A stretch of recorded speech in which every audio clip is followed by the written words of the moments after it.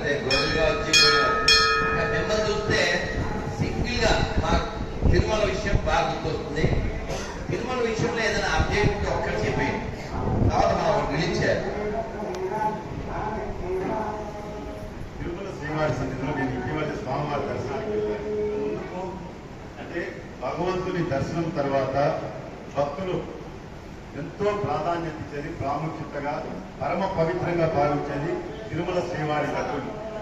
ఆ లడ్డూలో ఈరోజు చాలా మార్పులు వచ్చాయి సత్యం అండి. ఎందుకంటే ఆ గుళ్ళో పోయి ప్రసాదం తిన్నాను, నేను అది పరిశీలించాలని స్వామివారి దర్శనం వెళ్ళినప్పుడు అన్ని ప్రసాదాలు అడిగి దానిలో చాలా మార్పులు కనుకున్నాయి. నాకు ఇంకా చాలా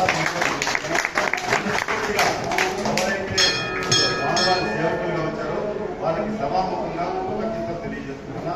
అలాగే స్వామివారి భక్తుల కోసం గతంలో గురువు గారు కానీ మేము గారు కానీ అన్న ప్రసాదం సరికొండ వెంగమామ అన్నదాన సభలో అన్నం సరిగా ఉడకలేదయ్యా అంటే కూడా కేసులు పెట్టిన సందర్భాలు ఉన్నాయి.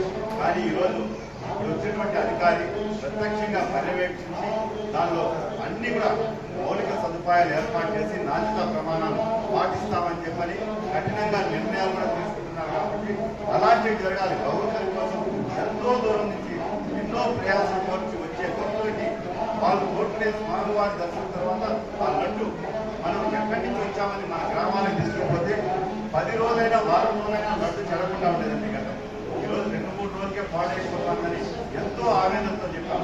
భగవంతులు మనందరి పోరాటం ఆలోచించి ఈరోజు లడ్డు నాణ్యత ప్రమాణాలు పెంచారు.